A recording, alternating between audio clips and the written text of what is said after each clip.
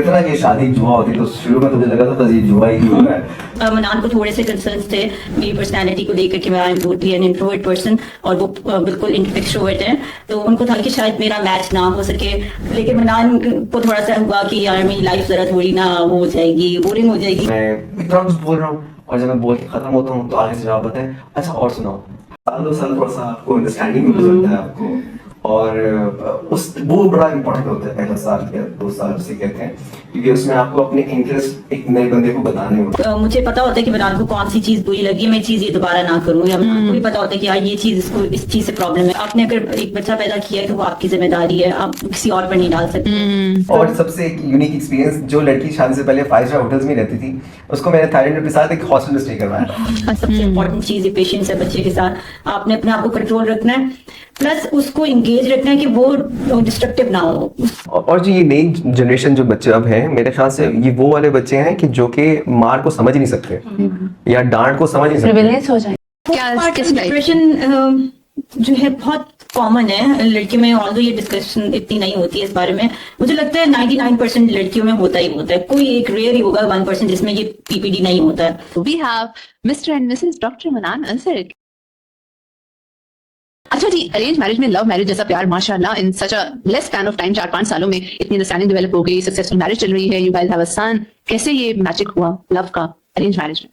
बस ये कुछ अल्लाह की तरफ से भी होता है और कुछ आपके अपने हाथ में भी होता है। आपको कुछ एफर्ट्स करनी पड़ती हैं, दूसरे बंदे को समझना पड़ता है और अपने आप को थोड़ा सा चेंज करना पड़ता है, तो फिर इतना मुश्किल नहीं होता। कुछ पैच होता है जो मुश्किल होता है, फिर उसके बाद आपके लिए बड़ी आसानी आ जाती है और बस आपको एफर्ट लगानी पड़ती है अपने उसके लिए। और पहले साल 2 साल थोड़ा सा आपको अंडरस्टैंडिंग हो जाता है आपको, और उस वो बड़ा इंपॉर्टेंट होता है पहला साल या 2 साल जिसे कहते हैं, क्योंकि उसमें आपको अपने इंटरेस्ट एक नए बंदे को बताने होते हैं और इसका मजा भी आता है। यही चीज अंडरस्टैंडिंग होती है बेसिकली। मजा भी बड़ा होता है। Sometime I think love marriage में आप सब कुछ पहले शेयर कर चुके होते हो, आपको सब कुछ पता होता है एक दूसरे के बारे में, लेकिन अरेंज मैरिज में एवरीथिंग इज न्यू। आपको हर चीज़ शेयर करनी है, अगले के इंटरेस्ट कैसे हैं वो जानने हैं, आपके अपने इंटरेस्ट शेयर करने हैं, किस चीज़ की इंटरेस्ट की एक्सेप्टेंस है, किसकी वो पसंद नहीं कर रहा, तो आपने अपने आप को थोड़ा बहुत चेंज करनी होती है, तो फिर आपको बहुत अच्छा एक आपस में अंडरस्टैंडिंग डेवलप हो जाती है। तो डू यू गाइस थिंक अपने इंटरेस्ट को शेयर करना, अपने बारे में एक्सप्रेस करना, अपनी पर्सनालिटी के बारे में कम्युनिकेट करना, that is the real understanding, और अगला बंदा उसको जैसे ले रहा है और बेहतर तरीके से अंडरस्टैंड कर रहा है? नहीं, मेरे ख्याल से तो आपको ये तो फर्ज है ना आपको कि आपको शेयर करना है, अपना अपनी पर्सनैलिटी एक्सप्रेस करनी है, अपने जो आपके गार्ड्स हैं जो अपने, उनको आपको थोड़ा सा कम करना है अपने पार्टनर के साथ। आपको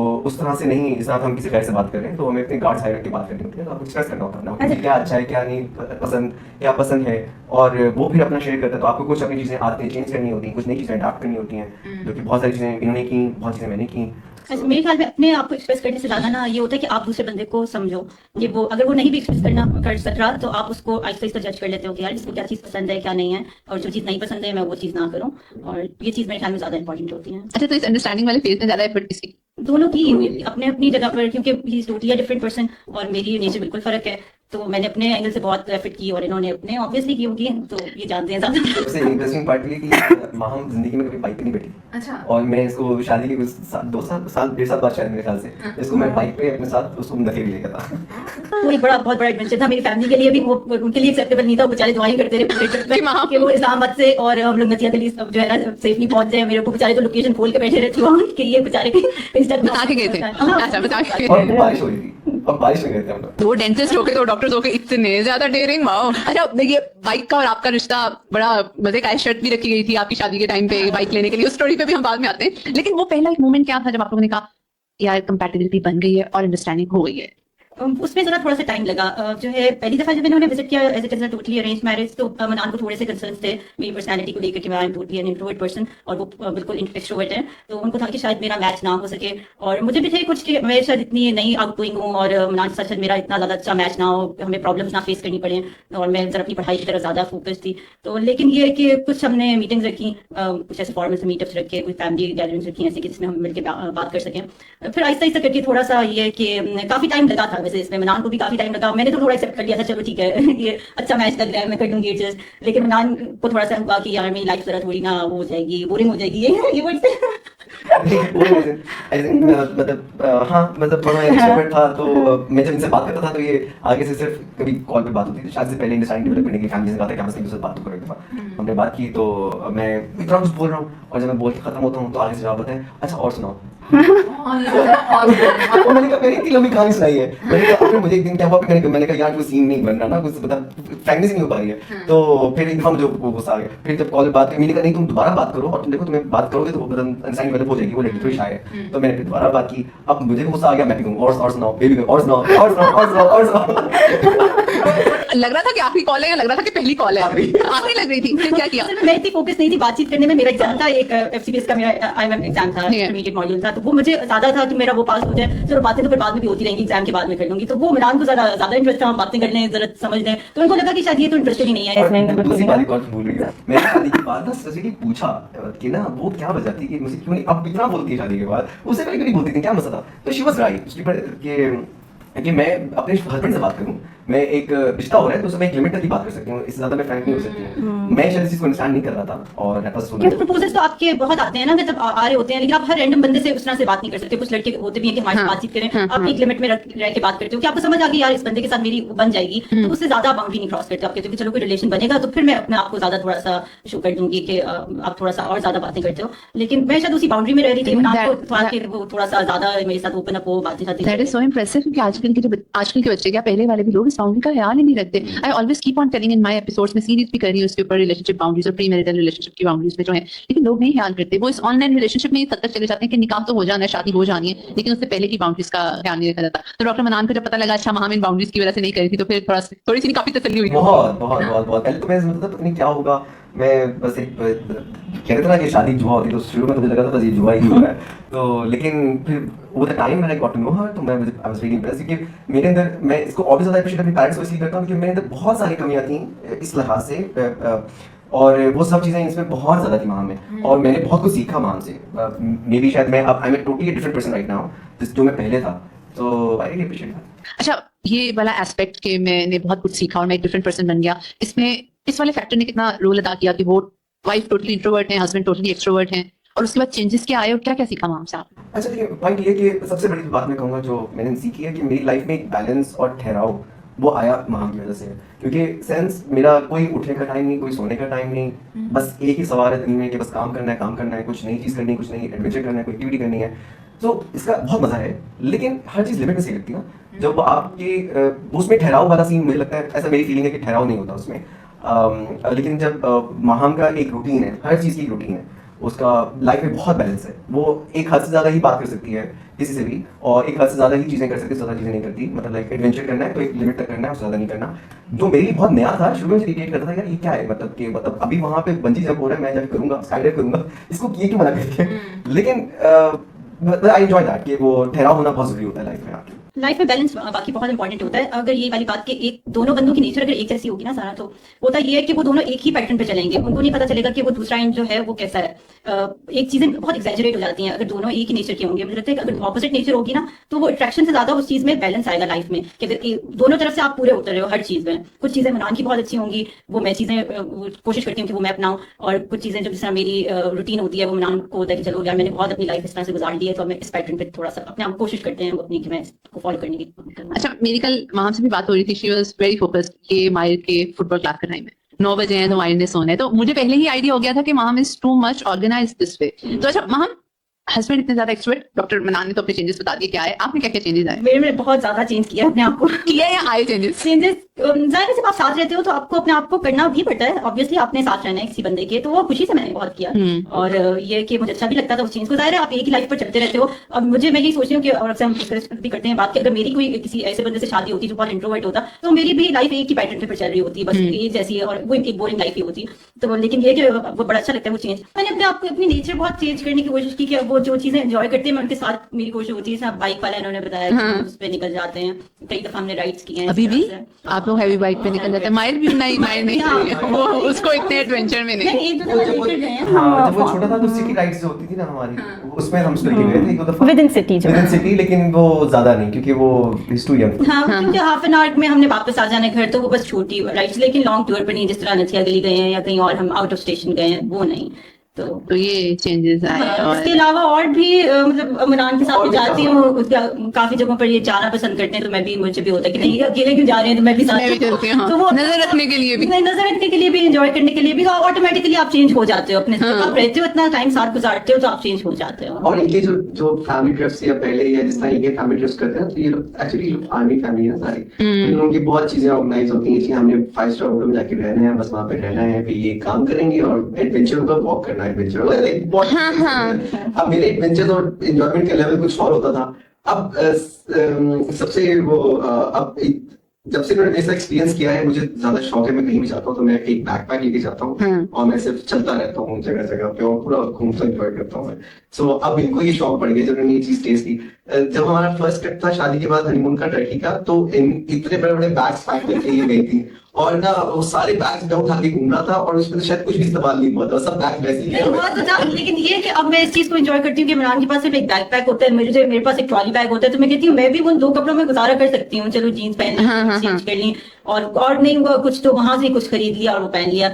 तो वो बल्कि ज्यादा हम एंजॉय करते हैं कि स्कूटी करा ली और बस हमारे पास सामान कम हो, तो मैं कहती हूँ मुझे क्या जरूरत थी इतना सामान लेकर जाने की। फिर डॉक्टर मनान ने वो सारा कैरी किया और वो उस वक्त तो मैंने किया और फिर नया नया भी था। मैंने बनाने मुझे कहा था ये जो तुम इतना सामान लेकर जा रही हो इनमें से मैं कुछ भी नहीं उठाऊंगा। मैंने कहा अच्छा ठीक है मैं खुद उठा लूंगी, लेकिन obviously मैं तो उठा नहीं सकती थी, वो मनान ने उठाया था। तो अब मुझे ये रियलाइजेशन है कि नहीं अब हम छोटा ही बैग रखेंगे ताकि हमारी ट्रैवल इजी और हो ये ना। मेरे से ज्यादा इस तरह की ट्रिप्स को एंजॉय करती है कि मतलब शायद अब मैं शायद थोड़ा थक जाता हूँ कि चलो अब ये रेस्ट करते हैं जाके, नहीं कहती कि नहीं चलो अब इधर चले हैं उधर चले हैं। सो ये चेंजेस ही हैं। तो इतने भारी बैग और सारी कबर्ड का कुछ हिस्सा अपने साथ ट्रैवलिंग में लेके जाना, उसका क्या मोटिव था कि डिफरेंट ड्रेसेस में पिक्चर्स उतरवाऊंगी? ये था कि हनीमून था हम लोगों का, तो मुझे यही था कि अच्छे अच्छे कपड़े जो लिए हुए थे वो यूज तो होना कहीं पर। तो ऑब्वियसली वो बॉडी कपड़े नहीं, लेकिन ये कि डिफरेंट रोज नया था, लेकिन मैंने कहा ये इतनी जरूरत नहीं थी वैसे इसकी, आप 2-3 दिन एक कपड़े पहन सकते हो, रिपीट कर सकते हो, कुछ ऐसा नहीं होता उसमें। और सबसे एक यूनिक एक्सपीरियंस, जो लड़की शादी से पहले 5 स्टार होटल्स में रहती थी उसको मैंने थाईलैंड के साथ एक हॉस्टल में स्टे करवाया था। Can you believe that? और वो तो मतलब बहुत ही क्रेजी एक्सपीरियंस था। That was really fun. और if you imagine and go back कि ये बंदी इस तरह हॉस्टल में जाके मेरे साथ स्टे कर रही है तो वो कैसे, हाँ, और वो भी शेयरिंग में, मतलब शेयरिंग एज इन के वो कॉमन रूम्स होते हैं उस तरह से आपके ना, वो पॉड्स मिल देते हैं आपको। तो शुरू में रेजिस्टेंस शो करती थी? नहीं कभी भी रेजिस्टेंस, मतलब हम रेजिस्टेंस शो नहीं कभी भी। मुझे होता था कि चलो नया एक्सपीरियंस कर लेते हैं, कुछ घंटों की बात है, कुछ एक दिन की बात है, हम प्लेसेस अपनी ना चेंज करते रहते हैं, एक ही जगह पर नहीं स्टे करते। कुछ जगह मां की पसंद की, कुछ मेरी पसंद की। तो मुझे होता है कि कोई बाकी टाइम गुजर जाएगा, अच्छा हमने ज्यादा टाइम तो बाहर ही गुजारना है, तो कोई ऐसा एंड आई एम थिंकिंग कि हमारे यहाँ प्री मैरिटल काउंसलिंग के लिए जो कपल्स आते हैं उनका पहला यही होता है, हमारी पर्सनैलिटी बहुत ऑपोजिट है, हम इंट्रोवर्ट हैं, ये एक्सट्रोवर्ट हैं, हमारी नहीं बनेगी। एंड माशाल्लाह आप लोगों की स्टोरी सुन के मैं देख रही हूँ थिंग्स वर्क आउट, अगर आप चांस दें, बल्कि अच्छी बात है, हमारी पर्सनैलिटी का वो एस्पेक्ट जो नहीं सामने को आ रहा तो वो आपके पार्टनर के साथ एक कॉम्प्लीमेंट करके हम बहुत अच्छा सा अपनी लाइफ का वो एस्पेक्ट भी एंजॉय कर सकते हैं। तो दैट इज सो ग्रेट। अच्छा, वो हैवी वाइफ वाली स्टोरी हमने अपने लिसनर्स को जरूर बतानी है कि डॉक्टर मनान ने आपको देखने जाना था इस्लामाबाद और हैवी बाइक की शर्ट रखी थी कि आप मुझे हैवी बाइक, तो कैसा लगता है हैवी बाइक के इवज कबूल किया जाना? मैं यही कहती हूँ अगर तुम बाइक ना लेते तो मैं तुम्हें ना मिलती, तुम्हारी बाइक की वजह से तुम्हें सजा मिल गई। वो स्टोरी कौन सुनाएगा कि रिश्ता अरेंज मैरिज थी, रिश्ता आया, डॉक्टर मनान को समझ नहीं आ रही थी क्योंकि वहां हम बड़ी इंट्रोवर्ट थी, और वो बाइक वाला आप बताएं ना कि आपने क्या थोड़ा सा बताया। वो हुआ ये था कि मतलब इनसे रिश्ता तकरीबन कोई 6 साल महीने चला था, और क्योंकि अगेन वही जो मैंने आपको बताया, ये मैं बिल्कुल भी ओपन अप नहीं होती थी, जब भी कहीं मुलाकात भी हो रही, फैमिली में भी जब मिल रहे हैं तो बिल्कुल भी ओपन अप नहीं हो रही। और मैं ये पूछ रहा हूँ कि आप लोग क्यों इतने इंटरेस्टेड हैं, मतलब वो लड़की मेरे साथ तो करना ही नहीं चाह रही है, तो आप लोग क्यों मुझे इतना पुश कर रहे हैं इसके ना कि, और क्योंकि जब वो नहीं करना चाह रही तो फिर जाहिर बात है मैं थोड़ी ना, एक वन साइड चीज़ थोड़ी होती है, तो वो कहती नहीं बहुत अच्छी है, बस वहीं पे ही करना है। अच्छा चलो ठीक है, क्योंकि मैंने फुल स्पेस दी हुई थी कि आप जो मर्जी जहाँ मर्जी करें। सो फिर क्या हुआ कि बीच में कुछ ब्रेक आया कुछ ऐसा, क्योंकि वो मेरी फैमिली थोड़ा अंडरस्टैंड किया उन्होंने कि नहीं करना चाह रहा तो भी क्या मसला है। तो फिर दोबारा से कहीं तक आई डोंट नो कहाँ से बात दोबारा शुरू हो गई रिश्ते की। तो उन्होंने कहा कि ना इस्लामाबाद वो से ना वहाँ पे दोबारा जाना है उसको ना, वो लड़की की उनसे घर से मिलना है, उनसे बात हो रही है, ये वो है। मैंने कहा आप क्यों किसी घर जा रहे हैं बार बार जब हमें करना नहीं है? तो उन्होंने कहा कि नहीं करना है तो वहीं करना है। मैंने कहा अच्छा। फिर मेरी एक शर्त है, जिस चीज़ की मुझे इजाज़त नहीं मिल रही सालों से, वो चीज़ मैंने अपनी करनी है। मैंने वहाँ पे बाइक देखी नहीं, मैंने बाइक खरीद के लाऊंगा मैं फिर। ठीक है। तो उन्होंने कहा कि ना, और पहले तो उन्होंने आपस में सबने सोचा सर जोड़ के कि ना क्या करें कहेंगे कोई नहीं बाद में बीबी खुआ देंगे। उसने कहा हाँ ले लो जाओ चलो। अब हम सब चले गए वहाँ पे। अब मेरा इंटरेस्ट रिश्ता देखने में नहीं था, मेरा इंटरेस्ट था बाइक लेने में ज़्यादा।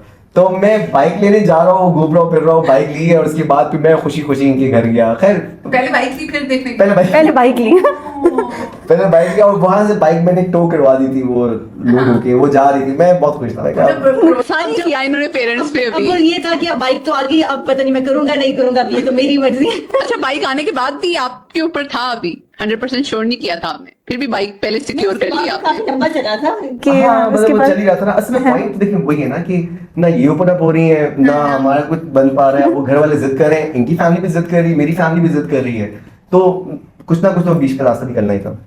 बहरहाल फिर जब वहाँ पे जब हम गए थे बाइक तो फिर वहाँ हमने एक अलग से मीटिंग की जगह बनाई हुई थी, जहाँ पे वहाँ हमने बैठ के कुछ हमने कोई 1 घंटा शायद बात। हाँ बस ऐसे मुझे था कि मैं जानूं तो सही उस लड़के को, मेरी कोई बातचीत नहीं हुई। जो मुझे इतना जानना चाह रहा है मैं तो जानूं उसको। हाँ मुझे था कि चलो कोई बात कर लेते हैं। फैमिलीज हमारी दोनों बड़ी इंटरेस्टेड थी। उन्होंने कहा कि नहीं अच्छी फैमिली लगती है, उनके पेरेंट्स भी यही कह रहे थे कि नहीं अच्छी फैमिली है।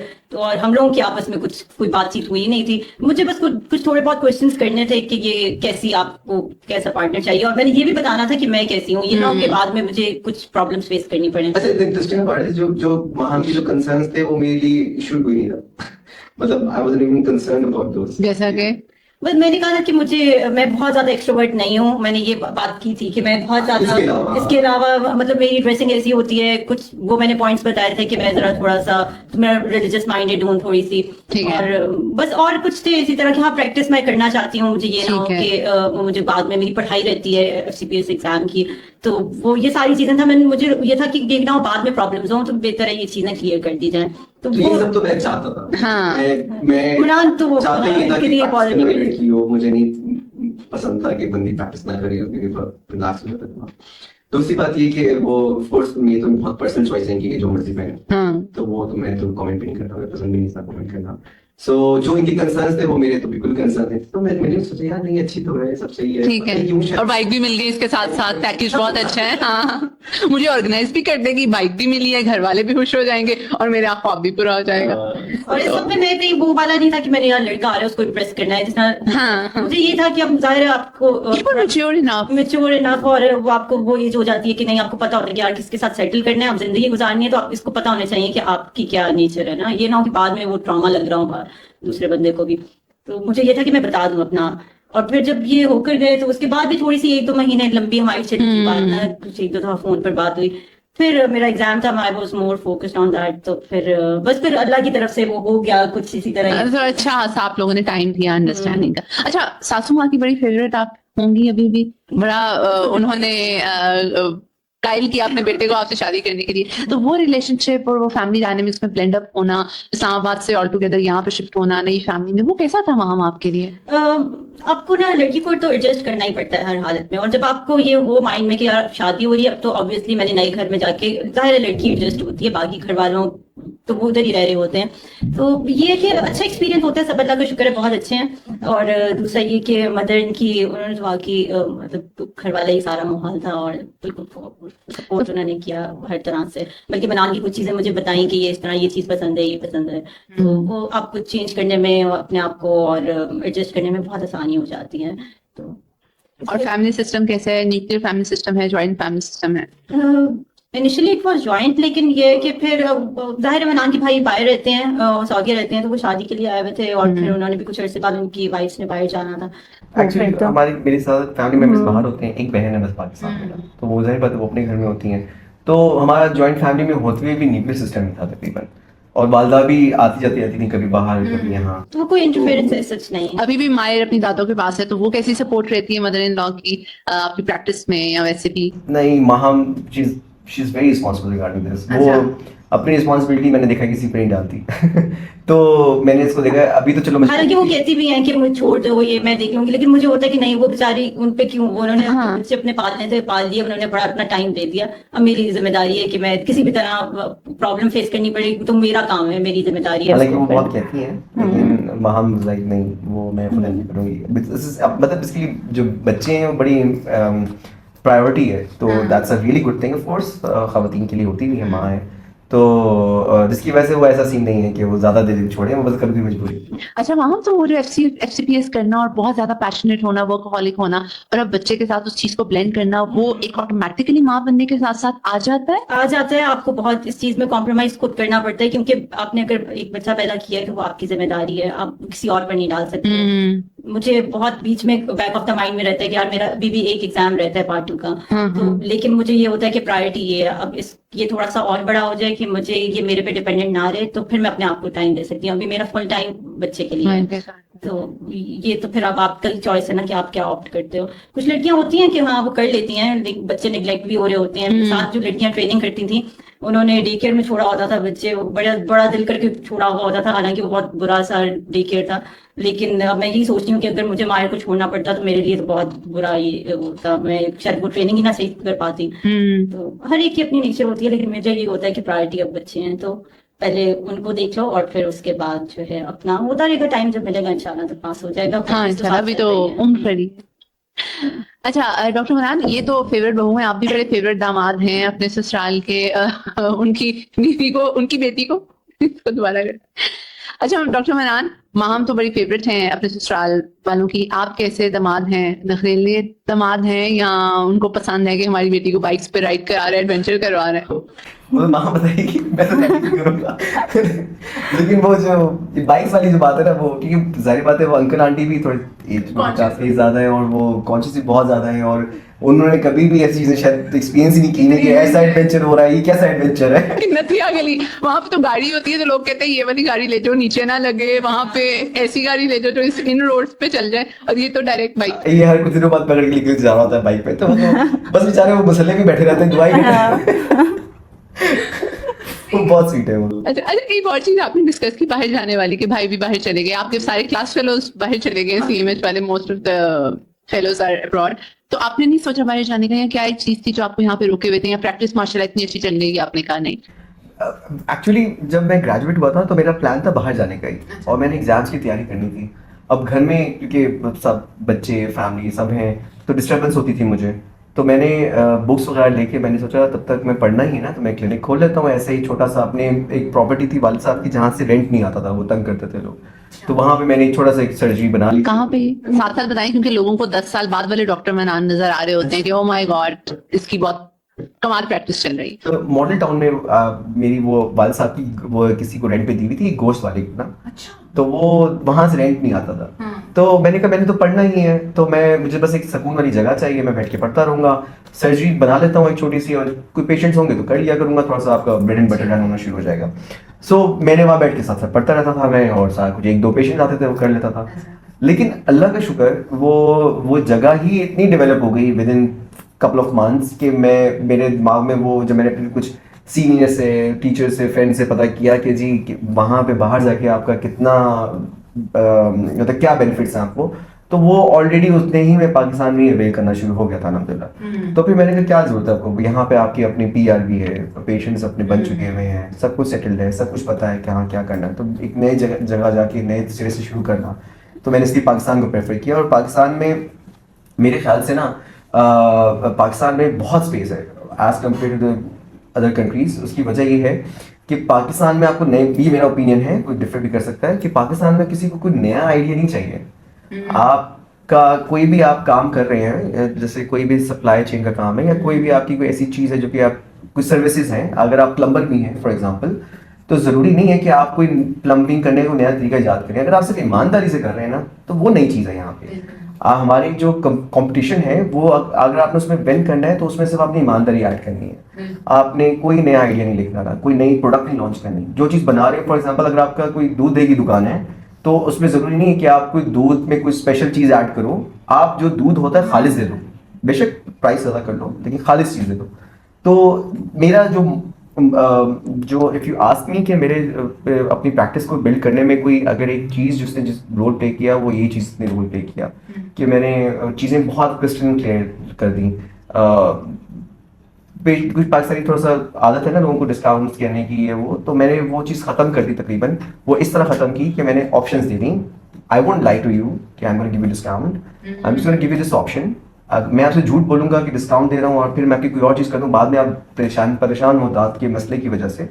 इससे बेहतर है आपको पता हो कि आप क्या करवा रहे हो और क्यों करवा रहे हो। फिर कुछ ऐसा भी है, जाहिर बात है हमें एज अ डॉक्टर हमारी रिस्पॉन्सिबिलिटी बनती है कि जो नॉन अफोर्डिंग भी होते हैं जो या जो सोशल इकोनॉमिक स्टेटस उनका अच्छा नहीं है उनको भी ट्रीट करना होता है हमें।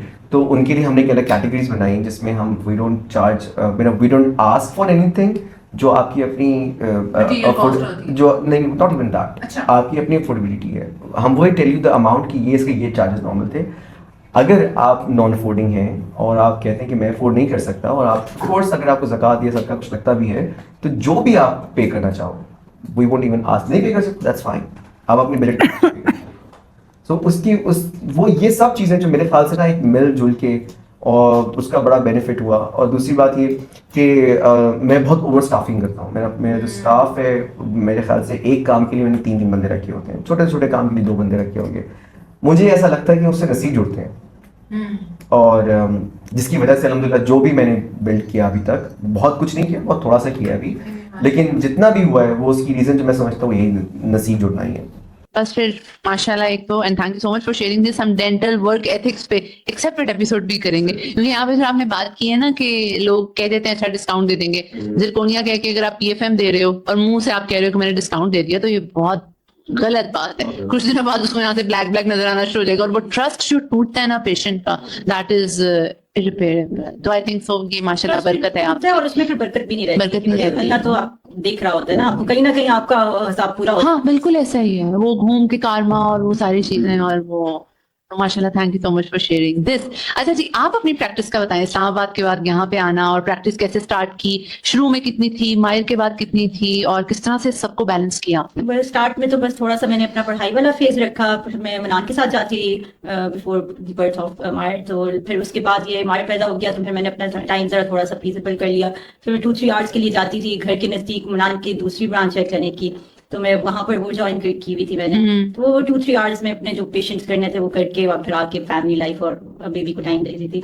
लेकिन अब ये है कि मायर का स्कूल स्टार्ट हो गया तो मैं मॉर्निंग टाइम अपना अवेल कर लेती हूँ उसमें, ठीक और है। फिर 8-9 बजे मैं मायर को सुला देती हूँ, उसके बाद इमरजेंसी डील कर लेती हूँ रात को। अच्छा इमरजेंसी केसेस रात को रात को मैं 9 बजे? वो 9 बजे के बाद रात को ही इमरजेंसी के साथ। और वो कौन सी क्लिनिक पे आप दोनों ने अपनी क्लिनिक की डिटेल्स आपका तो मॉल टाउन सेम क्लिनिक नहीं, अब तो मॉल टाउन में ही हम दोनों होते हैं ना, क्योंकि अच्छा। पहले वो दूसरा क्लिनिक दूर था, पहले घर भी वहाँ पे था, अब हम शिफ्ट हो चुके हैं तो वो घर के पास। तो इवनिंग में रात को जैसे मैं थका हुआ था 9-10 बजे के बाद 11 बजे 10-11 बजे के बाद 2-3 बजे तक आती रहती हैं, कोई ना कोई कॉल्स आती रहती हैं, तो वो फिर मैं- वहाँ क्योंकि अपना क्लिनिक भी बहुत नजदीक है तो 5 मिनट्स में आप पहुंच जाते हो, साथ ही आप पेशेंट को और करके करा। ठीक है, दैट इज ग्रेट। तो मेरा अगला सवाल आने लगा था वर्क लाइफ बैलेंस का, तो ऑटोमेटिकली आप लोगों ने बता दिया, लेकिन फिर भी ये वर्क लाइफ बैलेंस, दोनों डेंटिस्ट हैं, दोनों के काम की नवैयत एक तरह की है, डेंटिस्ट्री का काम करते हुए आपका पोस्चर भी, कभी आप स्ट्रेस होते हो तो that is too much on your muscles, on your nerves, तो वो कैसे आप लोग मैनेज करते हो सबको कि एक स्ट्रेस है तो दूसरा टेक ओवर कर लेता है? कभी कभी ऐसा हुआ कि डॉक्टर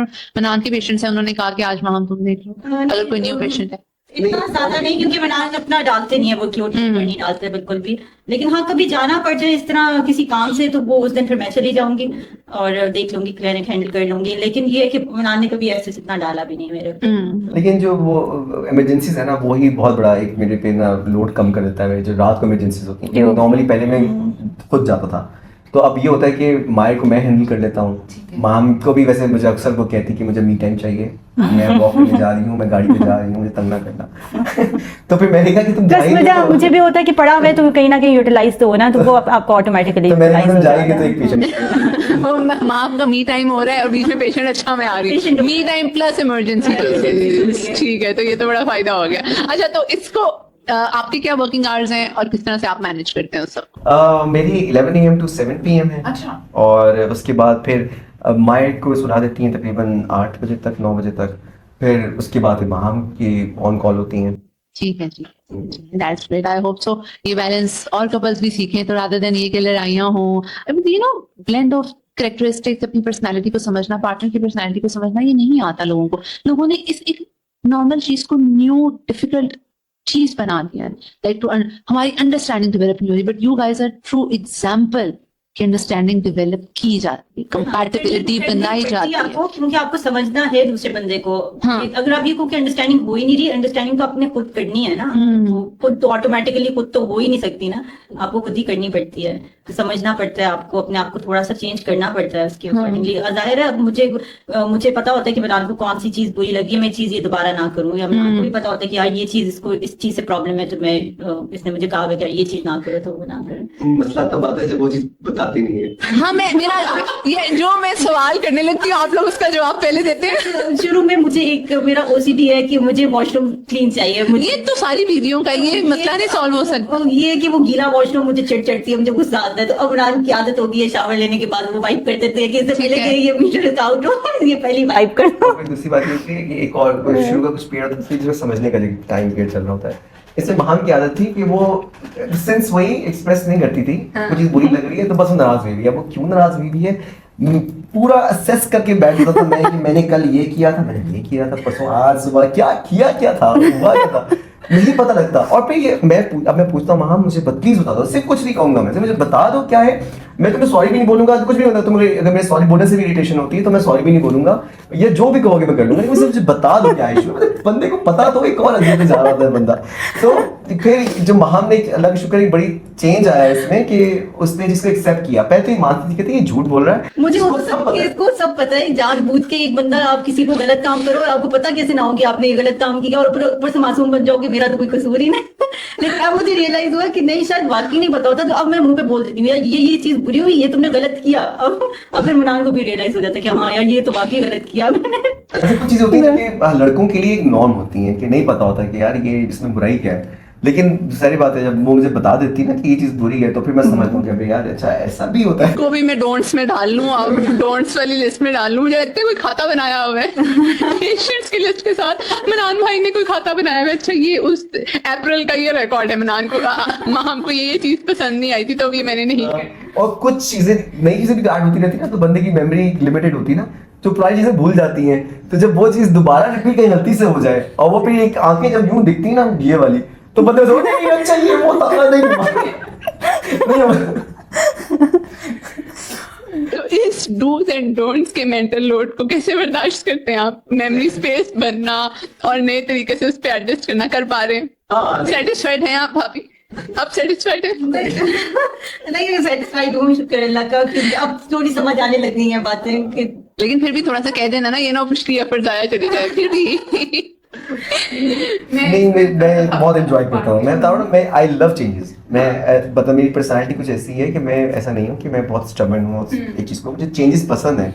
अब जैसे महाम के आने से जो मेरी लाइफ में चेंजेस आई हैं, मैं उतना उनकी बात करता हूँ कि मैं समझता हूँ कि अगर वो मेरी लाइफ में ना होती तो मेरी शायद पर्सनालिटी डेवलपमेंट इस तरह होती ही ना। मैं एक अजीब लाओबाली से लड़का ही रहता हमेशा। तो मुझे चेंजेस बहुत पसंद है। तो और भी नई चीजें जैसे महाम मुझे टाइम टू टाइम मुझे हेड्स अप करती रहती है कि अब ये भी है। जाहिर है आप शादी से पहले आप अपने फ्रेंड्स के साथ ज्यादा घूमते हो, बाकी चीजें। ये वाली चीज तो मैंने अच्छा मैं पूछने मैं अभी सोच रही होती हूँ, अब मैं इनसे पूछूंगी कम्युनिकेशन कितनी इंपॉर्टेंट है और कैसे करते हैं, वो बनाने से पहले बता देते हैं। फिर मैं सोच रही होती हूँ अच्छा अभी मैं भाभी से पूछूंगी कि आप कितना रोकती टोकती हैं कि इतना नहीं जाना। वो मुझे कल कॉल पे बता रही थी कि अब मैं कह देती हूँ बस एक ही दिन जाना है दोस्तों के पास। वो वाली चीज बताएं क्या रोक टोक है। और तो ये था कि मनान का कोई हिसाब किताब नहीं था कि फ्रेंड्स आ गए तो चलो यार हम जाके कॉफी भी आते हैं। पहले मैंने देखा शुरू में कि यार ये क्या हर दूसरे तीसरे दिन का ये एक नया ड्रामा होता है कि अब फ्रेंड्स आ गए, अब चले गए, अब 2-3 घंटे गायब, अब पता ही नहीं है कि बीवी बच्चे घर पे हैं, कोई आई भी है लड़की। फिर आहिस्ता आहिस्ता वही मूड खराब होने वाला फेज, और फिर उससे गुजर के फिर अब ये है कि अब समझ आ गया। वो एक प्रॉम्प्ट देती हैं and here is the explanation. Yes prompt and explanation मुझे बार-बार शिफ्ट करना पड़ रहा है। अच्छा जी मनान भाई अब एक्सप्लेन। मतलब ये चीज की ना, मैंने बताया ना कि एक चीज तमीज होती है ना जिंदगी चलाने की, कोई तमीज तो नहीं थी ना पहले शादी से पहले कि क्या होता है। मतलब अम्मी डांट रही है तो डांट रही है तो डांट रही है, डांटती रहे, हम अपने लगे हुए मस्त जिंदगी में जा रहे हैं। वो अच्छा अभी मैं आ रहा हूँ, खिड़की से टाप के भाग गए कभी कोई, जब तो लड़की कमरे में उसको सब पता है कि भाई कब कहाँ निकल रहा है। तो खैर रूटीन शादी के बाद भी मेरे दोस्तों ने मुझे 2-3 महीने दिए कि कोई मिलना जुलना वाला सीन ठीक है। हाँ ये तो हम करते हैं दोस्तों का नहीं दूसरे को। तो 2-3 महीने बाद जब बोल गए यार बस बहुत हो गया यार, मिल लो यार, इतने दिन हो गए, तो मिल रहे हैं, तो जब बैठे हैं बातें शुरू हुई हैं तो फिर आधा घंटा 1 घंटा या क्रिकेट खेलने चले गए, कोई एक्टिविटी कर रहे हैं तो वही 2-3 घंटे लग जाते थे। तो हम तो पहले तो उसने पहले तो मैं चुप रही, मैंने कहा चलो ठीक है, ठीक हो जाएगा, 1-2 दिनों की बात है, आज ही गए हैं ना। फिर वो 2-3 दिन के बाद फिर रिपीट होता था, फिर होता था, फिर एक पैटर्न बनाया हमने। फिर मैंने कुछ ऐसा दोस्तों से मिलना ही छोड़ दिया फॉर कि मैं मिलना, लेकिन मेरा खत्म हो गया। मैंने उसको बताया, मैंने कहा हम शायद तुम लोग के लिए वो अंडरस्टैंड करना बड़ा मुश्किल हो, लेकिन एक लड़के के लिए बड़ी नीड होती है कि वो एक दोस्तों से मिले, वेंट करे। आपको वो टाइम चाहिए, 4 घंटे 3 घंटे, चाहे वो उसमें वो I can be me again, मतलब फॉर एग्जाम्पल हाँ। यहाँ पे आई एम हस्बैंड, बेटे के सामने आई एम Father. क्लिनिक में आई एम डॉक्टर, मेरी माँ के सामने आई एम सन। तो मुझे हर जगह अपनी कोई रिस्पॉन्सिबिलिटीज, कोई ना कोई रोल परफॉर्म करना पड़ता है। लेकिन जब आप दोस्तों के साथ होते हैं तो वहां पे आपका कोई रोल नहीं, कोई रोल। आपका सिर्फ ये पता है आप दोस्त हो, आपके दिल में मुंह में जो है आपस में बात कर रहे हो, वो भी दोस्त जो कि आपके बचपन से साथ चल रहे हैं, एक दूसरे का सब पता है। तो फिर मैंने वहां बहुत समझाया, फिर मैंने सबको रील्स भेजना शुरू की, देखो सारी दुनिया ऐसी करती है वहां। और फिर मैं भी रील्स भेजती थी कि देखो सारी बीवियां ऐसी नाराज होती हैं दोस्तों के ऊपर, दोस्तों के साथ जाने में। So, फिर हमारा एक चीज पे मुत्तफिक हुआ कि चलो हफ्ते में 1 दिन तुम जाओगे। So, अब हमारा ये होता है कि फ्राइडे नाइट में क्रिकेट खेलता हूँ, मैं दोस्तों से मिलता हूँ, बैठते हैं, बातें करते हैं, तो इजाजत मिली है फ्राइडे नाइट। तो फ्राइडे नाइट की भाई क्या टाइमिंग है जिसकी आपको इजाजत है? नहीं, वो अच्छा उसमें थोड़ी गलती होती है, इजाजत मिली है कि क्लिनिक के बाद से लेके तकरीबन 1 बजे तक मैं जा सकता हूँ। लेकिन उसमें टाइमिंग तो लेकिन हो जाते हैं। अब बैठते हैं तो फिर वो 2-3 बज जाते हैं, लेकिन बहुत एक रेड जोन क्या टाइम है, किससे ज्यादा लेट नहीं हो सकता? जी भाभी, अभी वो रेड जोन ना क्रॉस होना शुरू हुआ। कितना हुआ है मैक्सिमम, कब तक गए? वो सुबह नाश्ते का सीन भी हुआ वैसे, 6-7 बजे। 6-7 बजे। नहीं। वो एक दफा हुआ था, बहुत गलत है, एक दफा हुआ था। लेकिन इस सारे ना सीन में इमरान की फैमिली भी बहुत जो है पॉजिटिव है, वो भी बहुत ज्यादा भाई भी और मदर भी बहुत समझाते हैं इस चीज में इमरान को कि यार ये चीज ना कि लड़का हाथ से निकल रहा है। कि हाथ से नहीं कि फ्रेंड्स के साथ हो गया एक limit है। हर चीज की एक लिमिट होती है। लिमिट में सही होती है कि अगर आप गए हो तो रात को 12-1 बजे तक तो चलो, ये भी लेट है, जल्दी नहीं है, लेकिन मैं क्लिनिक से लेट फ्री हो रहा हूँ तो 1 बज जाए। हाँ। लेकिन वो तो बहुत ज्यादा होता है, अब वो समटाइम्स इधर उधर निकल जाते हैं। गाइस प्लीज टेक नोट्स, आज मैं भाई भाभी के साथ इतना बिजी हो गई हूँ, आप लोगों को वरना कहती हूँ अच्छा भाई ये चीज आप लोग लिख लें, फिर लोग कहते हैं हम कैसे रिलेशनशिप अच्छा करें। So this series are for you guys, आप लोग नोटबुक पेन लेके टाइम लिमिट लिख लें 1 बजे। 1 बजे इज रेड जोन। ये कि मैं सब क्लिनिक से लेट फ्री होता हूँ, हाँ। करते करते थोड़ा लेट होता है, लेकिन पॉइंट ये है कि शी इज राइट कि मुझे जल्दी ही आना चाहिए और इट्स नॉट गुड थिंग। हमारा एक दफा दोस्तों का प्लान बन गया था घूमने जाने का, और वैसे मतलब मीटअप हो रहा है? नहीं अच्छा, ऐसे प्री प्लान था। हमारा प्लान बना कि हम लोगों ने जाना था इंटरनेशनल ट्रिप करना था हमने। अच्छा। और हम दोस्तों ने कहा कि यार हम लोग इतने बचपन के दोस्त हैं, पाकिस्तान में तो बहुत घूमे हैं, लेकिन कभी बाहर नहीं गए हम लोग। तो हमने कहा चलो हम चलेंगे। अब मैंने आके महान को बताया तो महान स्ट्रेट नो अच्छा। कि नहीं जाना। मैंने कहा यार वहाँ प्लीज जाना, तो ये वो दोस्तों का प्लान है, लाइफ फर्स्ट टाइम जा हाँ। एक्साइटेड हो गया, वो भी वो बचपन के दोस्त हैं सारे, और सारे अच्छी फैमिली के सारे बातें। तो नहीं जाना। तो फिर मैंने और प्लान भी बना था थाईलैंड जाने का। तो फिर वहां ने मेरी फैमिली को बताया, तो उन्होंने भी मुझे बहुत डांटा कि नहीं जाना। फिर शायद कुछ कर करा के ना किसी तरीके से इजाजत मिल गई। अब इजाजत मिली तो मैंने जो ना वीजा सब दोस्तों ने हम सबने अप्लाई कर दिया। ये 1.5-2 साल बनी बात है। तो जब वीजा अप्लाई किया तो मेरा लग कर आ गया, मेरा एक दोस्त है उसका लग के आ गया, जो बाकी 2-3 दोस्त थे उनका नहीं लग सका। उसकी वजह ये थी कि उतने टाइम पीरियड में जो एम्बेसी में कुछ चेंजेस आ गई थी ठीक है। थाईलैंड, वो कह रहे थे कि अभी महीने तक उनका सिस्टम अपडेट हो रहा है, फिर उसके बाद वीजा लगेंगे। अब मेरा भाई दोस्त आ गया, हम सर पकड़े बैठे हुए कि यार हम 2 लोग तो नहीं जाएंगे अभी, तो वो क्या सीन है। तो मैंने वहां को बताया हमारा प्लान कैंसिल हो गया, ये हो गया। कहते कोई मसला नहीं, मैंने वीजा लगवाया हुआ है।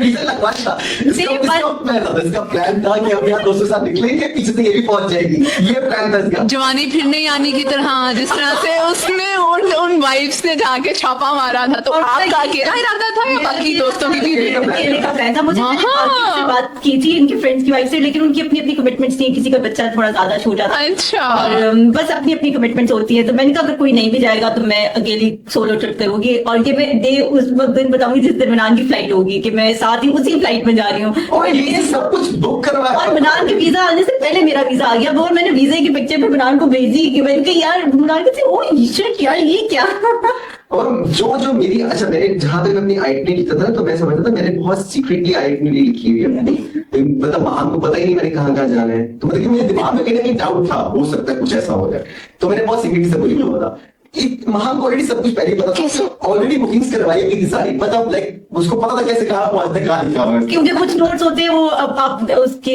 खोले हुए होते हैं उन्होंने फोल्डर्स तो मैं उस नोट्स में पढ़ लेती थी कि यार ये प्लान हाँ सो ये तो जवानी फिर नहीं आने की लाइव एग्जांपल है तो कमाल आई एम अमेज्ड मैं हैरान हो रही हूँ अब फिर इसके बाद जब ये हुआ कि अब खैर अब कोई और तो जाने वाला था नहीं साथ और वहां हमने कहा तो मेरा वीजा भी लगा हुआ है तो हमने कहा जब बुकिंग्स भी हुई नहीं है चलो हम दो चलते हैं तो जहां भी हमने लड़कों के साथ जाके रहना था वहां हम लोग और वो फिर आप लोग हॉस्टल में स्टे किया और वो वाला आप लोगों का कहाँ गए थे अच्छा अभी हमें जरा लिस्ट तो देना अपने शुरू से लेके अब तक के इंटरनेशनल टूरिस्ट की सबसे पहले तो आप लोग टर्की टर्की हनीमून हमारा टर्की का था हाँ नथिया गली वाली बाइक वाला कब था वो तो हर साल होता है हमारा अच्छा सबसे पहले टर्की फिर उसके बाद हमारे 4-5 मंथ्स का था तो वो उसको मैंने अपनी मदर के पास छोड़ के क्योंकि वो पीरियड होता है कि अब मुझे भी चेंज चाहिए हाँ, अच्छा, हाँ, हाँ। मैं छोटा था तो बस फिर उसको मैंने 4-5 डेज के लिए छोड़ा अपनी मदर के साथ पास और फिर फिर? मालदीव्स गए वो बड़ा मजे का ट्रिप था हम लोगों का और फिर मालदीव्स के बाद हम बाकू गए अजरबैजान गए हाँ। उसके बाद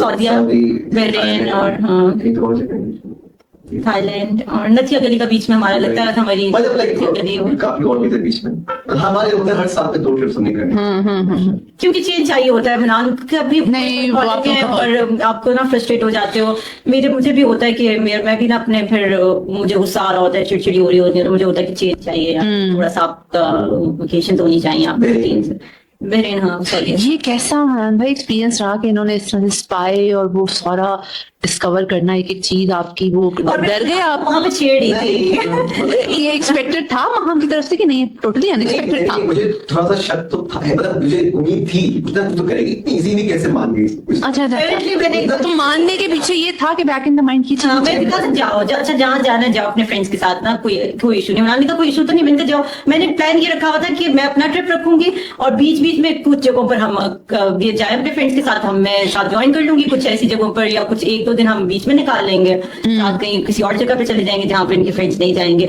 और मैं अपना कोई सोलो ट्रिप रख लूंगी मैं शॉपिंग वगैरह कर लूंगी कहीं और लेकिन जाऊंगी जरूर मुझे ये तो मैं जाऊंगी जरूर फोन कितना चेक करती हैं आप मनान भाई का और जब ये रात को नहीं आते तो शक वगैरह करती है इंस्पेक्शन बताएं तो, क्या हाँ, होता है? वो तो अभी भी वैसे मुझे हर बीवी करती है तो इसमें मैं झूठ और नहीं मैं बोलूंगी मतलब मैं माइंड नहीं करता इस चीज को मुझे अच्छा लगता है कि वो आप चेक करो चीजें को और मैंने पहले से अपना फोन के पासवर्ड कोई भी हर चीज के पासवर्ड मेरे बैंक डिटेल्स हर चीज सब मैंने मां से शेयर की हुई है तो मुझे कुछ पता नहीं होता तो मां she was everything for me वो मैं चेक तो जरूर करती हूँ और फिर मैं पकड़ पीती हूँ अच्छा और तो कुछ नहीं होता नहीं पकड़ती कैसे हैं कोई वाक्या के हाँ यही मैं पूछना चाह रही हूँ अगर आप खोल के देख लेंगे अगर कोई गैलरी खोल के देख लेंगे तो सब किसी की ऐसे तस्वीर सब ये तस्वीरें बनी हुई होती है तो क्या ऐसा मिल जाएगा उसमें ऐसा कुछ नहीं होता लेकिन वो भी होता है ना कि आपको चेक रखना पड़ता है कि हाँ बता दो अपने बंदे को यार ये चीज हो रही है ये देखो कितने प्लान करते नहीं ये तो कुछ भी नहीं है यार ऐसा कुछ भी नहीं है लेकिन आपको बताना पड़ता है कि यार ये बताना जरूर पड़ता है बच्चे के मम्मा को बताना जरूर है कि किया क्या है चाहे बेटी कुछ गलत ना पियो मम्मा को जरूर बताओ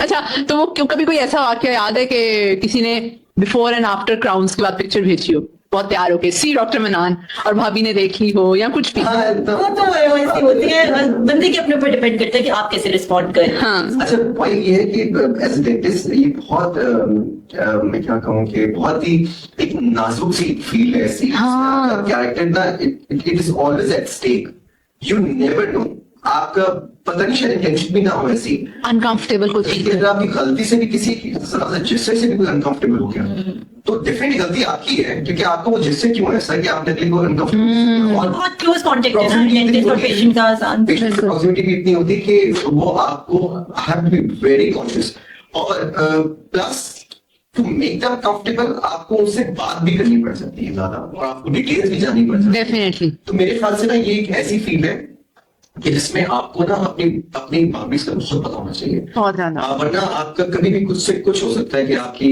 मतलब सारी जिंदगी की मेहनत हर चीज सब खत्म हो जाए एक झटके में एक गलती में तो इसीलिए मैं इस बारे में जिसमें बहुत पहले से स्टैंड करता हूँ तो मैं इस चीज के बारे में बहुत कॉन्शियस होता हूँ कि किसी भी जेस्चर से या किसी भी किसी स्टाफ के किसी बिहेवियर से किसी भी चीज से कोई भी नेगेटिव परसेप्शन ना आ जाए, किसी कोई पेशेंट अनकंफर्टेबल ना हो। इसीलिए आई मेक श्योर कि मेरे क्लिनिक में जब मैं पेशेंट कर रहा हूँ, स्पेशली जब फीमेल है, तो मेरे साथ 2-3 फीमेल असिस्टेंट जरूर हो, ताकि और वो ज्यादा इंटरेक्ट करें एज कम्पेयर टू मी। सो जुल्फा ने जो कॉन्सेप्ट्स मैंने कहने वो मैं दूंगा, लेकिन जो बाकी चीजें मेरी तो वो जूनियर डॉक्टर्स या फीमेल असिस्टेंट्स वही ज्यादा हैंडल करती हैं। This is a great work. I don't think so कि काफी लोग इसका ख्याल रखते हैं, and specifically the pace that you are at the stage of your career और having a social media account और उससे पहले एक्टिंग करियर, तो अपने उन बाउंड्रीज को मेंटेन करने के लिए बहुत ज्यादा एफर्ट करनी पड़ती है, क्योंकि लोग कुछ भी उठ के कह देते हैं, यू नेवर नो। खुद ब खुद बहुत से लोग कुछ ऐसे होते हैं कि वो खुद ब खुद किसी चीज को नेगेटिव कर लेते हैं, काउंट कर लेते हैं, उसके ऊपर अजीब सा रिएक्शन देना शुरू हो जाते हैं। अच्छा, एक्टिंग मनान भाई आपने की, थोड़ा सी उस जर्नी के बारे में बताइएगा, फिर वापस आएंगे जरा कि एक फॉर्मर एक्टर की बीवी होना, और फिर वो थोड़ी सी इनसिक्योरिटी पे हम जरूर बात करेंगे। आप मुझे बताएं कब स्टार्ट की, कैसे की, और फिर छोड़ी क्यों, बेस्ट एक्टर का अवार्ड भी मिला आपको, जरा थोड़ी सी जर्नी पे रोशनी डालें। मेरे फादर राइटर थे बेसिकली। कौन? मेरे फादर नाम?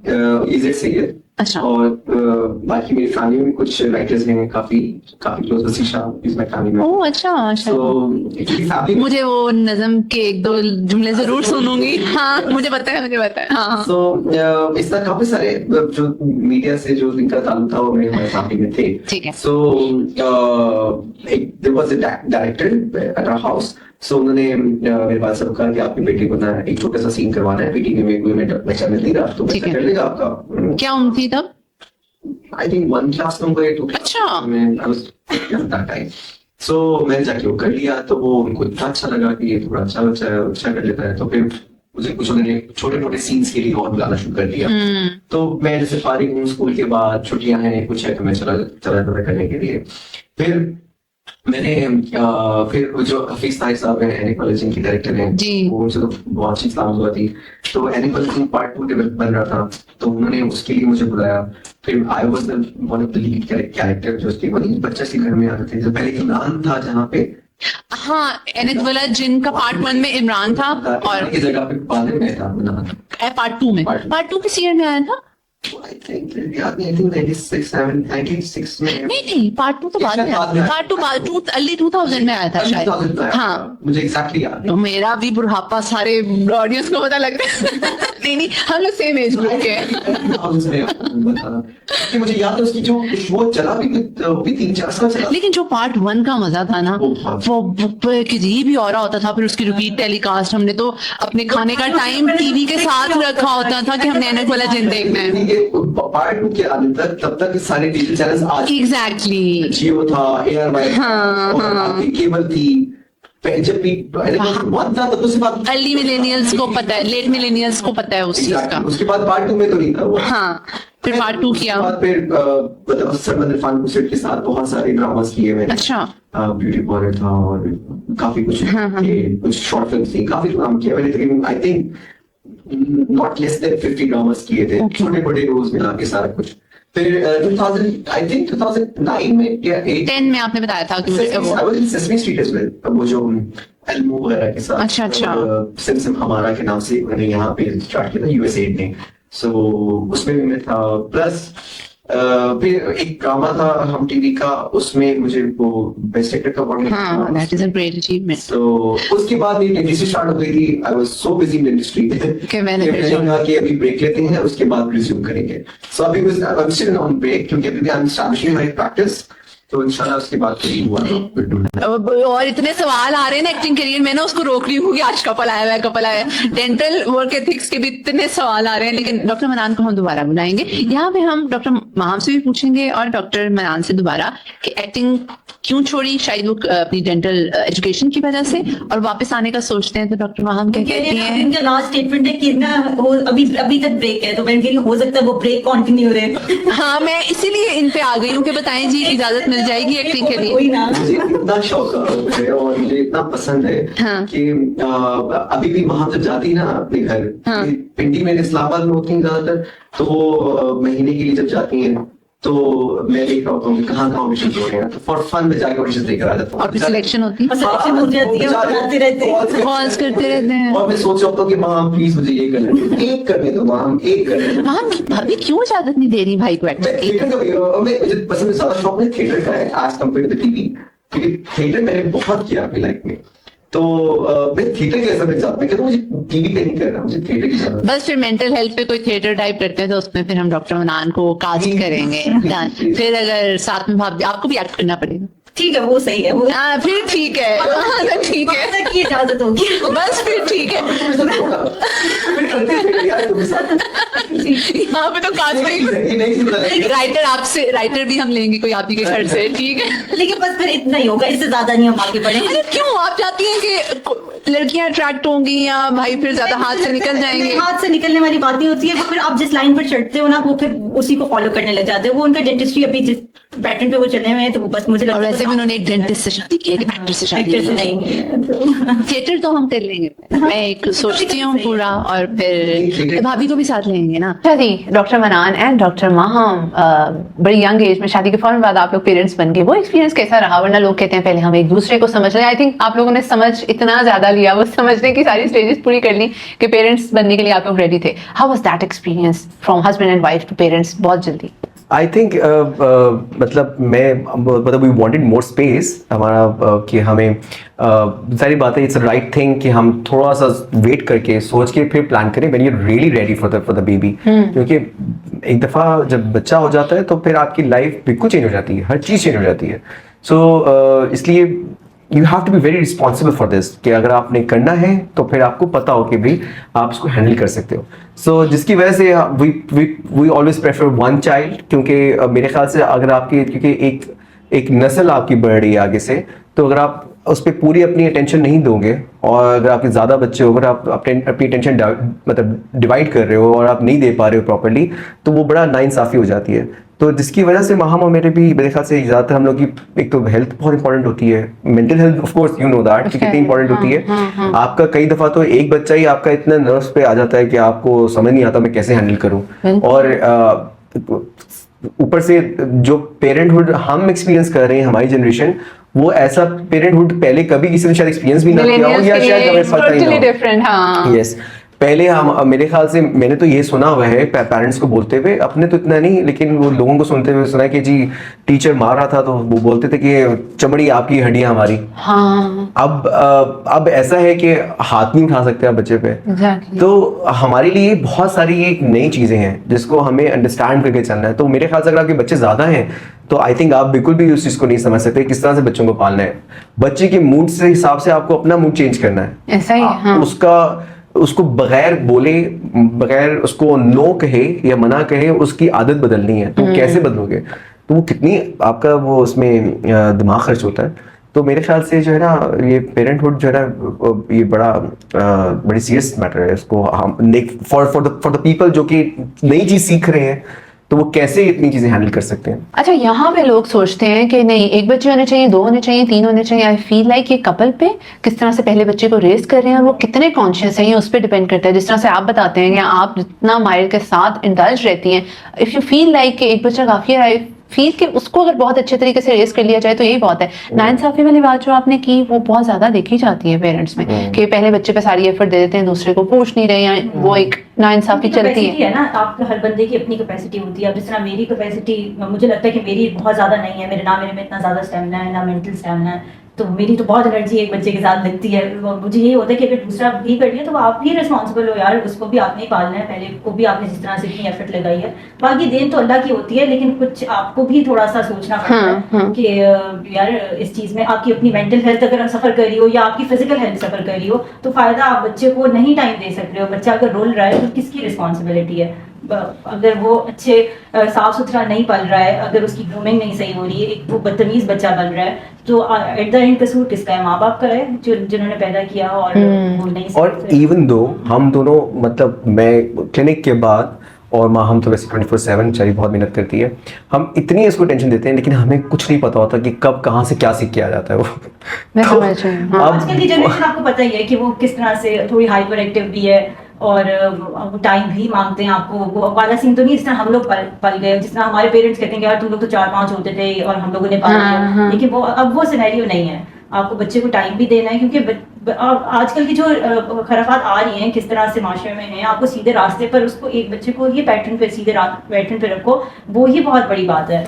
तो और जो ये नई जनरेशन जो बच्चे अब हैं, मेरे ख्याल से ये वो वाले बच्चे हैं कि जो कि मार को समझ नहीं सकते या डांट को समझ नहीं सकते, रिबेलियस हो जाएंगे। ये मैंने रिबेलियस एक सेकंड में मैंने मतलब छोटी सी बात थी, मेरे बस हो गई थी मेरी, मैं ड्राइव कर रहा हूँ, बार बार आके वो, क्योंकि उसकी कार सीट पीछे है, वो पीछे बैठता है, उसको पता है वो पीछे बैठता है, लेकिन क्योंकि वो एक दफा गलती से उसको आगे बिठा दिया था, Steering share कर लिया। नहीं इधर साइड पे चेयर पे बैठ गया था, वो पैसेंजर सीट पे बैठ गया था, उसको मजा आ गया कि तो आगे भी बैठ सकते हैं, मैं तो क्यों बिना वजह पीछे बैठता हूँ। तो वो बार बार आगे आके बैठे, और कितना डेंजरस है उसके लिए भी कि ब्रेक लग जाती तो कहीं सर लग जाए, कुछ हो जाए।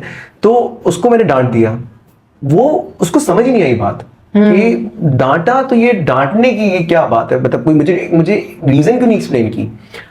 फिर मैंने इसको रोक के समझाया कि यहाँ पे आओगे चोट लगेगी, आपको लगेगा बुबू हो जाएगा, ये फलान कहानी सुनाई पूरी, एक सेकंड में समझ गया। तो यानी कि आपको एक बच्चे को एक बेसिक सी बात समझाने के लिए उसको पूरी स्टोरी सुनानी पड़ेगी। तो आप कितनी स्टोरी सुना सकते हो बच्चों को, पता नहीं, मे बी शायद, दिस इज माय ओपिनियन, लोग डिफर भी कर सकते हैं इस बात से, लेकिन बहुत मुश्किल है ये काम। और माम तो सारा दिन बेचारी पता नहीं कौन सी कहानी सुनाती रहती है क्योंकि एंगेज रखना, आपके फारिग दिमाग रहेगा बच्चे का तो वो ऑब्वियसली वो भी डिस्ट्रक्टिव। आप लोगों ने इतनी पॉजिटिव स्ट्रैटेजी अपनाई है एंगेज रखने के लिए, जिस तरह से वर्क और होम को मैनेज कर रहे हैं। यहाँ पे लोग कहते हैं बच्चा अकेला है, दूसरा बच्चा हो जाएगा तो उसके साथ बिजी हो जाएगा, खेलने के लिए ले आओ। एंड आई एम लाइक यार पहले आप खुद को तो देखो। एंड आप लोगों के कपल की एक जो डिस्टिंग्विश्ड फैक्टर है वो यही है कि आप लोगों ने पहले खुद को भी टाइम दिया, समझा, पेरेंटहुड को समझा, और अब आप लोग पेरेंटिंग पे फोकस कर रहे हो। तो पेरेंटिंग की ऐसी कौन सी टेक्निक्स हैं जो आप लोग जरूर पेरेंट्स को कहेंगे कि ये 3-4 टिप्स हैं, जरूर फॉलो करें? पहले माहम, सबसे इम्पोर्टेंट चीज तो पेशेंस है आपका, क्योंकि बच्चा आपका पेशेंस बहुत टेस्ट करता है। आपको कितना पेशेंट रहना है आपको बच्चे के साथ, तो ये बहुत चीज मैटर करती है। वो आपसे बार बार आपको करेगा, आपको बार बार आपको जो है ना बग इतना करेगा कि आपका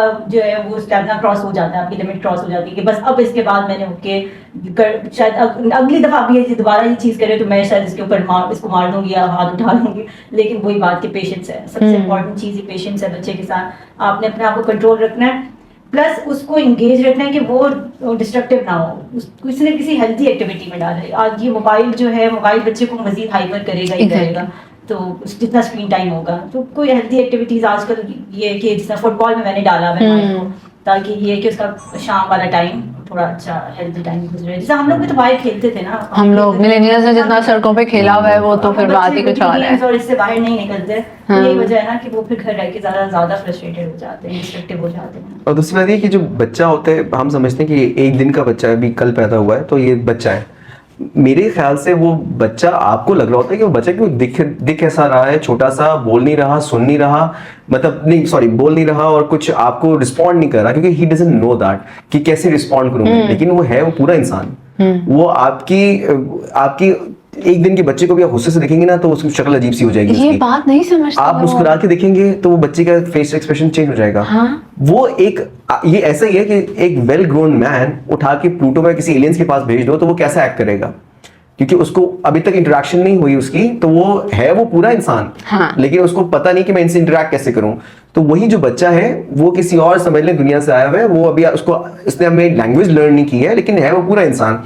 तो वो एक एक चीज ऑब्जर्व कर रहा होता है, चाहे वो सो रहा है, वो सब सुन रहा होता है, वो सब ऑब्जर्व कर रहा होता है। और वो मैंने इतना नोट किया इस चीज को कि मेरा बेटा छोटा सा था और जब वो बड़ा हुआ तो वो बातें अपनी थोड़ी बहुत बता रहा होता है कि आपने फलां टाइम पे मुझे ये कहा था, उस टाइम पे ये किया था, फलां जगह पे ये चीज थी, सब रिकॉर्ड हुआ होता है। बच्चे की मेमोरी तो वैसी बहुत। और मेरे पास कपल्स आते हैं, मैं कहती हूँ ये जो सब हो रहा होता है, जो बताते हैं जी हमारा कमरा है, एक ही है, सारे फैमिली इश्यूज डिस्कस कर रहे थे। मैं पूछती हूँ जो लड़ाई होती है कहाँ होती है? बच्चे के सामने। नहीं अभी तो वो 2 साल का है, वो नहीं सुन रहा होता, वो नहीं समझ रहा होता। And I keep on telling them, आप उसको आवाज देते हो, वो रिस्पॉन्ड करता है ना, तो आप कैसे कह सकते हो कि आपका बच्चा वो गालन गलोच और वो गंदी जुबान और वो लड़ाई और एक दूसरे के कैरेक्टर पे जो आप लड़ाई में बात कर रहे हो वो नहीं सुन रहा? उसके सारे सेंसेस अगर बचपन से हैं, आप उसके माइलस्टोन्स देख रहे हो ना कब उसने अचीव किए, तो आप उसके सामने ऐसे तो नहीं लड़ सकते। मैं आपको एक बड़ी मजे की एग्जांपल बताता हूँ, थोड़ी सी पर्सनल है तो आई होप कुछ लोग गलत ना लें इसको। नहीं। लेकिन एक दफा माहम मेरी थोड़ी सी अनबन चल रही थी।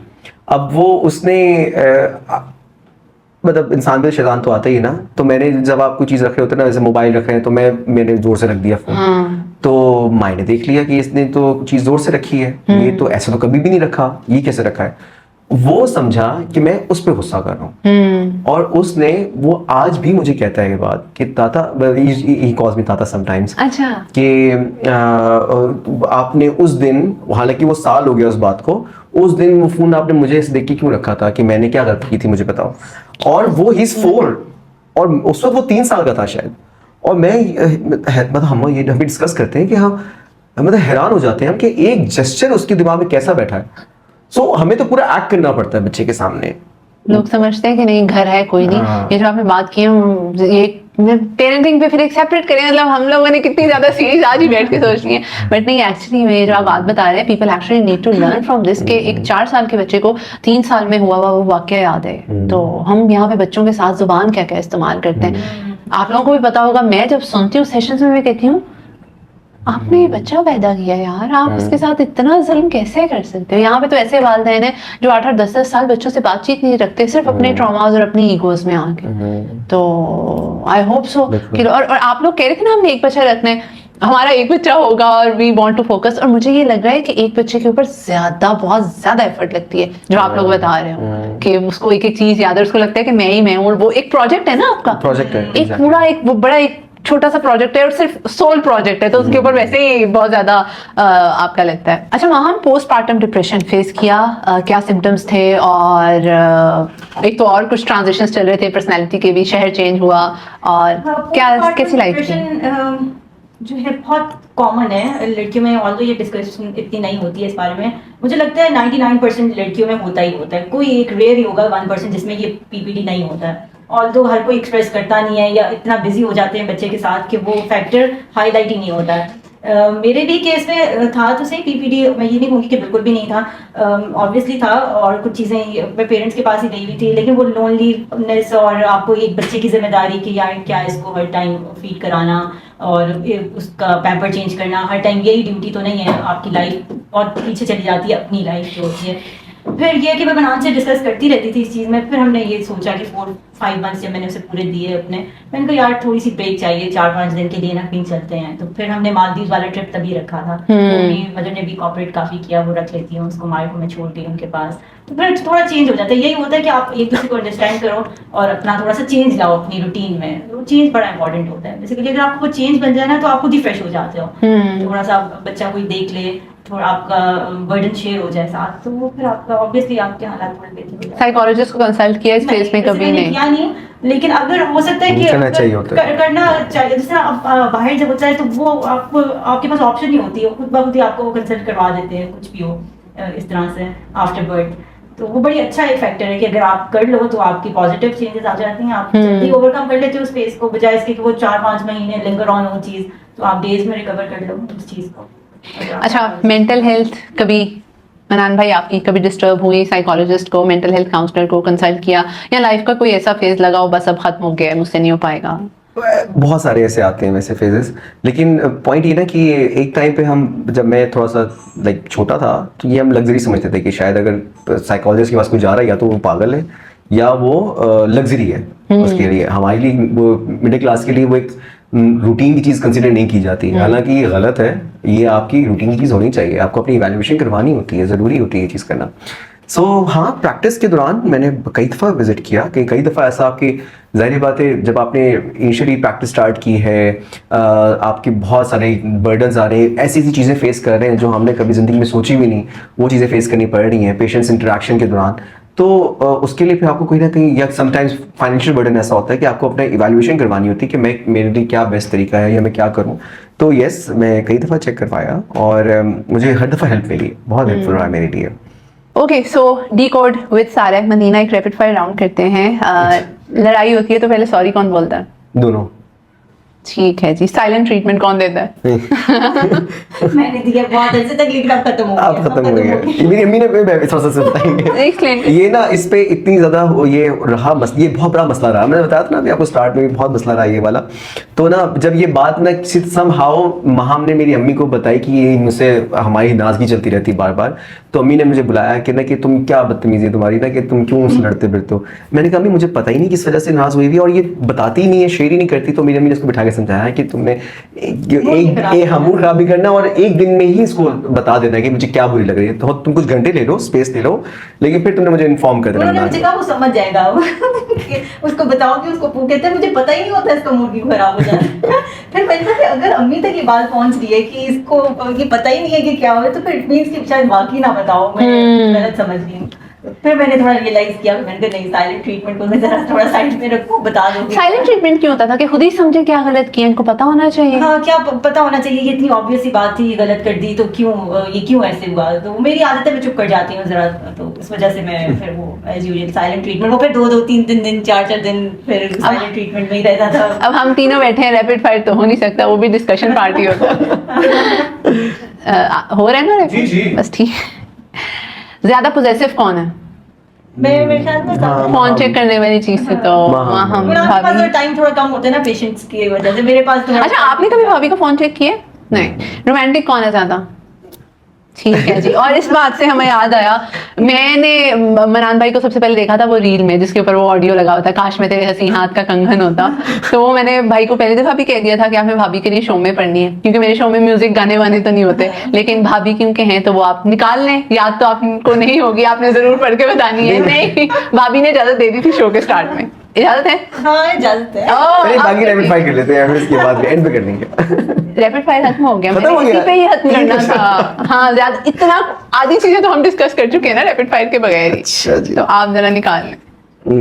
मैंने तो उनको कहा था ब्रेसलेट भी पहन लें, कंगन नहीं। बस वो मनाने का मुझे याद नहीं, तो फिर मैंने कहा कि मैं फिर रहने देते हैं इसी तरह। I am very bad at this, मैं सिर्फ 1-2 लाइंस पढ़ूंगा प्लीज, ठीक है। काश में तेरे हसीन हाथ का कंगन होता, तू बड़े प्यार से, बड़े चाव से, बड़े मान के साथ अपनी नाजुक सी कलाई में चढ़ाती मुझको, और बेताबी से फुरकत के खज़ा लम्हों में तो किसी सोच में डूबी जो घुमाती मुझको। मैं तेरे हाथ की खुशबू से महक सा जाता, जब कभी मूड में आकर मुझे चूमा करती, तेरे होठों की हिद्दत से दहक सा जाता। रात को जब भी नींदों के सफ़र पर जाती, मरमरी हाथ का एक तकिया बनाया करती, मैं तेरे कान से लगकर कई बातें किया करता। तेरी जुल्फों की तरह बस एक हंसी यहाँ पे काफी मैं वो है। देख रही भाई और पढ़ना चाह रहे हैं, लेकिन आप कुछ कहना चाहेंगी भाभी भाई को? बस काफी कुछ कह देते हैं। चले, एनीथिंग जो आप, कोई एक चीज जो आपको बहुत पसंद हो मनान भाई की? ना कि सारी बातें पसंद है, एक चीज जिस पे आप कहें कि नहीं बस ये क्वालिटी किसी और में हो ही नहीं सकती थी, नहीं, बहुत या सारी- मेरी फेवरेट क्वालिटी नहीं, ये बहुत है? सारी चीजें अगर मैं काउंट करने लगूं 5 बता दें।